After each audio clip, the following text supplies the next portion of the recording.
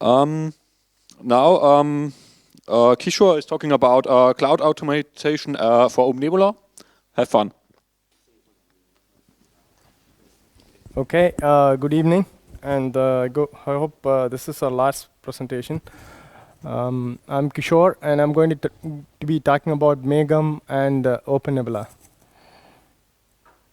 Okay, I hope you probably saw a lot of slides about our cloud ecosystem, and we fit into the PaaS model, where you can see a violet dot around the top. That's where we fit in this whole ecosystem of the cloud.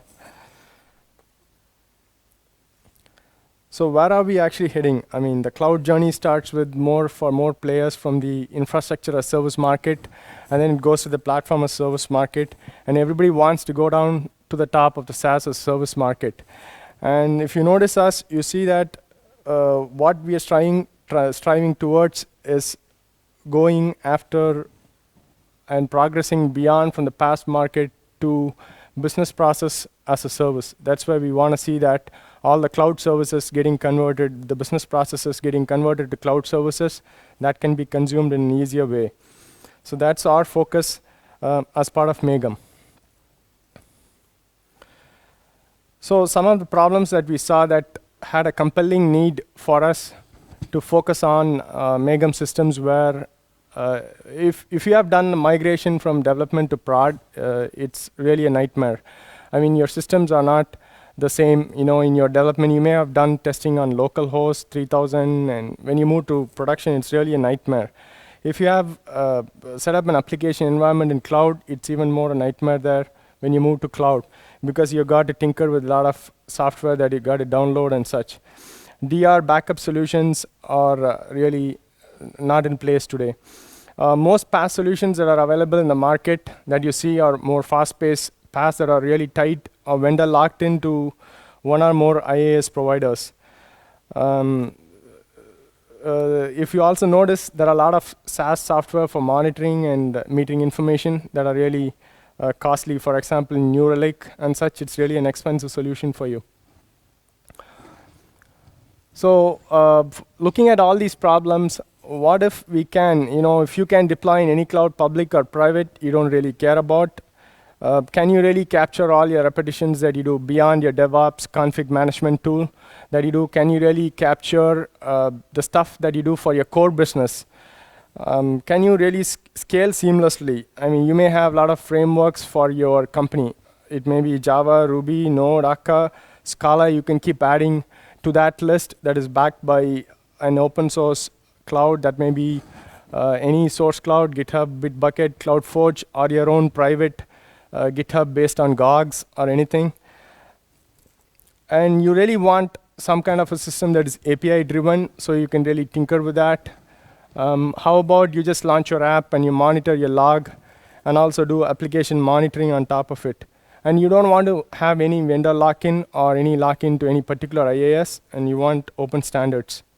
So our model is more derived from this farm where we sit in the center, and we have a platform, a service market. We have an apps marketplace. We also have hybrid cloud processing with private cloud, on-premise, public. We don't really care about the storage. We can really do a DR or backup to any storage that you can think of. We can also get your source that is available in any source cloud, Bitbucket, GitHub, or even your private GitHub, which is based on GOGS or ACM Manager. Some of the features that we are talking here are more focused on developers here. Probably the slide is not more clear, but you can see that there's a comparison between what we offer and the PaaS that's available in the market. Some of the PaaS that is linked to SaaS. For example, if you talk about Force.com or Heroku, it's more linked to Amazon. Most vendors are focused towards the public cloud players. Google PaaS GA engine is more focused on its own cloud. But what if you can take a PaaS and then run it on top of any IaaS like OpenNebula? That's probably what we are talking about here. So we offer Megam as in 3 models. One is available as a SaaS. Today you can go ahead and try it from our www megam.co, or you can even get it as an installable product. We have a bunch of debs where you can go ahead and try it out. You can also use a packaged product like we saw in the lightning track called Cloud in a Box, where if you have your own bare metal, you can just use our software. We have documentation for that in our website, so you can just plug our software in, and you would get a cloud loaded with OpenNebula and Megam instantly along with Cobbler. So how is our internal architecture? I think our CEO presented Megam in the OpenNebula Tech Day that was held in June, and we probably have progressed to major improvements in our 0.5 release. We have released support for Docker, which you saw on the lightning track yesterday. We also have standards compliant based on Cloud CAMP and Tosca. CAMP basically stands for, which we'll cover in the later, Cloud Application Management Platform, and topology for orchestration of cloud applications. We also have built a Cloud in a Box, which is a cloud-ready technology and a seamless technology for people to really get up and build a private cloud quite easy. We kind of use most of the tools. For example, on the web, we use Ruby on Rails, and then we have an API layer, which is built on top of Scala. And we also have a command line that's based on Ruby, and we use an NoSQL database, Riak. Down the covers, we also use an engine that's built on Golang, and a bunch of other open source technology for the streaming the logs and such. The real-time streaming is handled by our Node.js daemon. So moving on to the Docker support for OpenNebula. Before moving on, I want to just touch upon a few things about why containers. I mean, containers are there for a long time. It's not something new that we're talking about here today. LXC has been there for around, I think, 15 or 20 years more, and it's been used quite dominated by for the VPN hosting by major players. But the container is picking up quite hard because it solves a unique problem of packaging everything into a shippable format, which might remain the same across your dev, prod, or staging environment. That's one of the basic advantages that you get by using containers. And the second advantage, which basically means you have portable images across the places that you want to deploy. The second advantage that you get in terms of virtual machine and a container is it pretty much runs on bare metal there. So you can just run it quite easy on any bare metal host rather than a heavy machinery that needs to be lifted for a virtual machine. We want to summarize some of the findings that we did before getting into the Docker support that we built. We observed all the vendors. There was a lot of market hype, and we pretty much went after everybody and saw what everybody was doing, right from OpenStack, OpenShift, Cloud Foundry, and then picked up the important concepts that were available and what was market fit for us to just stay on the ground right now. Because we believe that the Docker technology, as we tested, wasn't really stable. If you touch something, it doesn't stop the container. It really isn't production ready yet or enterprise ready yet. So some of the vendors like Google have given a lot of market hype on Kubernetes, but I would probably advise that if you go and enroll into the Kubernetes group, you can find there are a lot of issues by users saying that I'm not even able to run the samples that are provided on the website. So it is still evolving area that we saw. CoreOS has got a lot of market hype today, but we basically saw that it's a minimal OS with ability to run Docker inside it, and it provides updatable OS. So it has the latest kernel available for you today. That's what we saw about CoreOS. So Amazon Elastic Beanstalk is something we believe is a bit closer to our approach. They have a infrastructure as service, but they don't tell us on what operating system they deploy the PaaS Docker containers for you. OpenShift by Red Hat has got the PaaS cloud orchestration tool called Geardy, and it also has a project called Project Atomic, which is quite closer to your CoreOS, which is providing a minimalistic operating system for Docker. Cloud Foundry, again, it's really a confused path that we found because Decker, Warden, Garden, and the list goes on. We were not able to figure out what the heck they were trying to do. But the Cloud Foundry really board says that they are in a huge rewrite right now. There are a lot of big vendors backing Cloud Foundry though. OpenStack has got another Docker driver, and it's also in a confused boundary because we saw that the Juno release has got a different model for Docker, so we were not able to find what is a roadmap actually. So based on all these findings, what we did was we took some of the good things that OpenShift has done, and we used GearD as our orchestration platform, and we moved on to a release actually. So this is basically what OpenStack and Docker has done. It's really ridiculously insane that we don't know what they're actually heading towards because the documentation actually does not clearly state what it does. It's not simple enough like OpenNebula does. So it's really a confusing documentation in the Juno release. They say they claim something, but we are not able to really make out what they want to do. AWS Docker, as I said before, has got a good thought about Docker based on Elastic Beanstalk.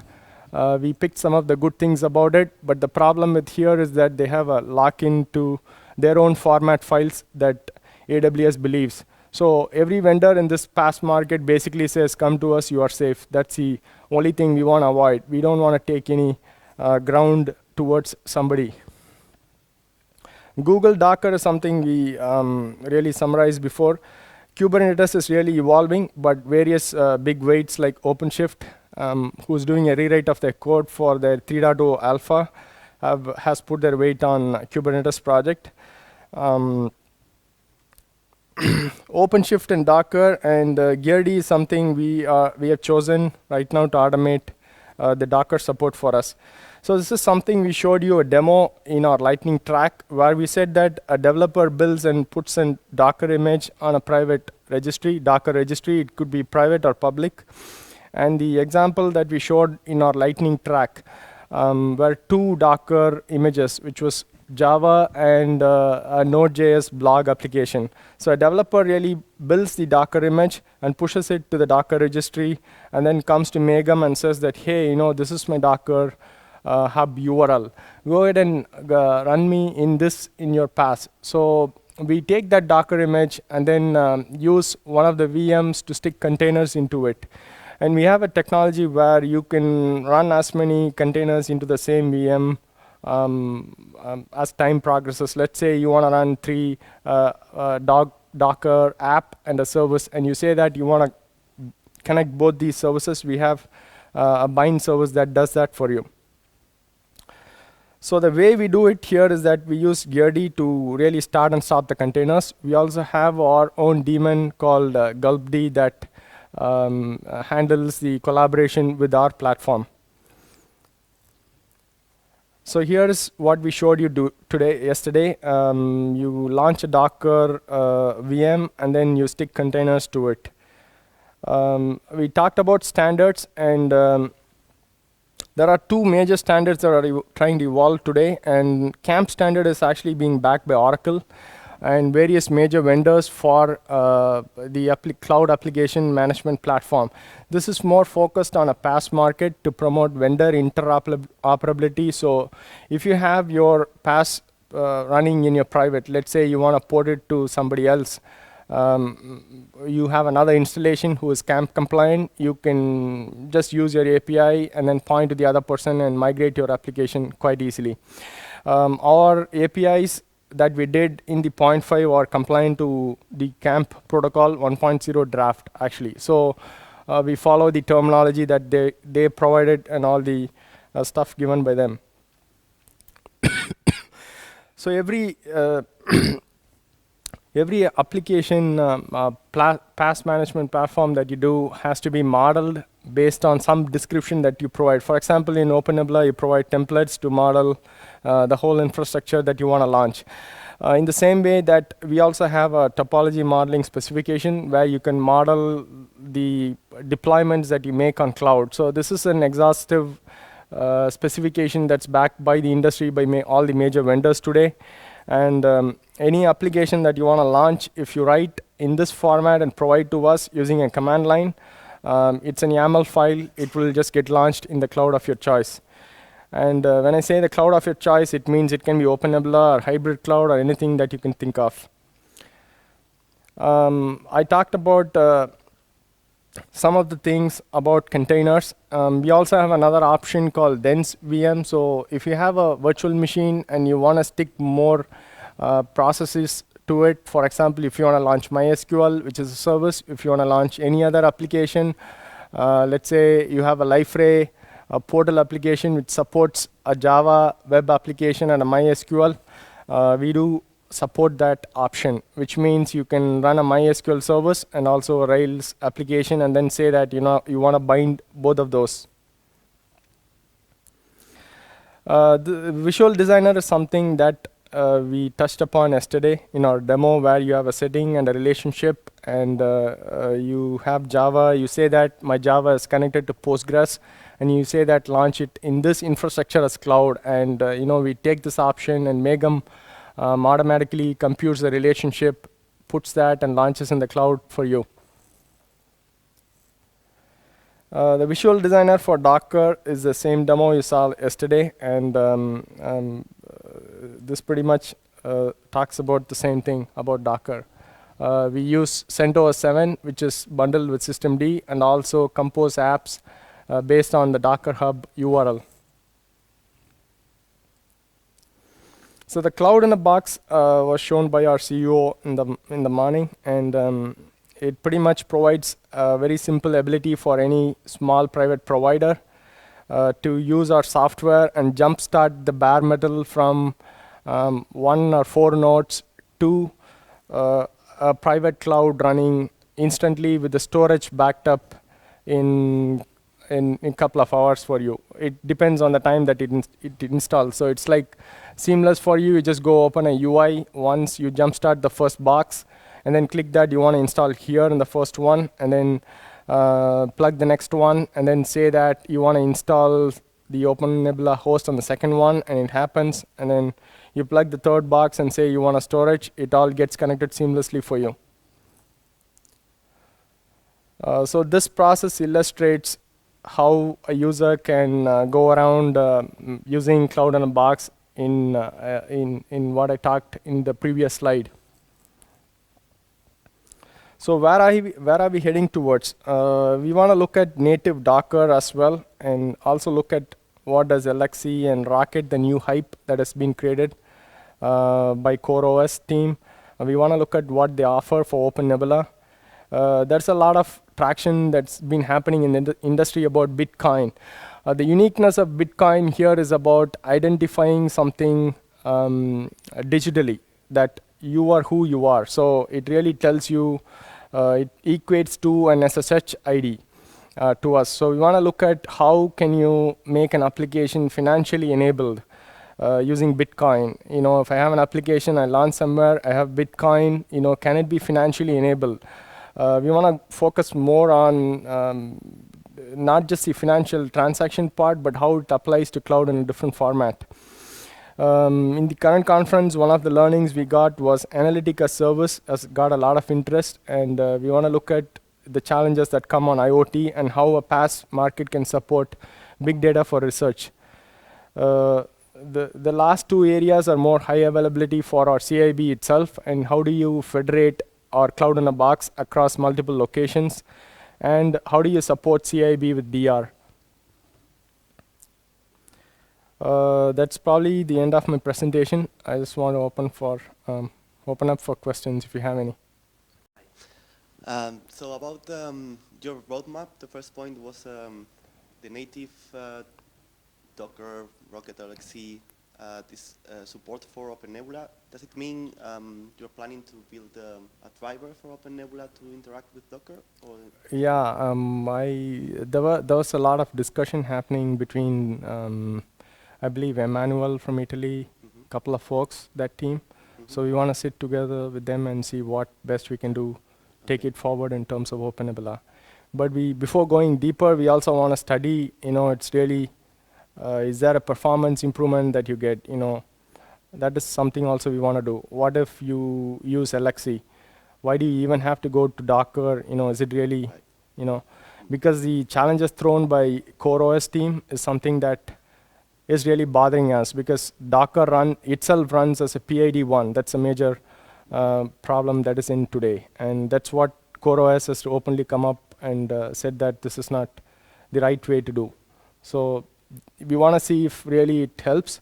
And if it helps, we want to work with the community and go forward towards it. Okay, excellent. Thank you. More questions?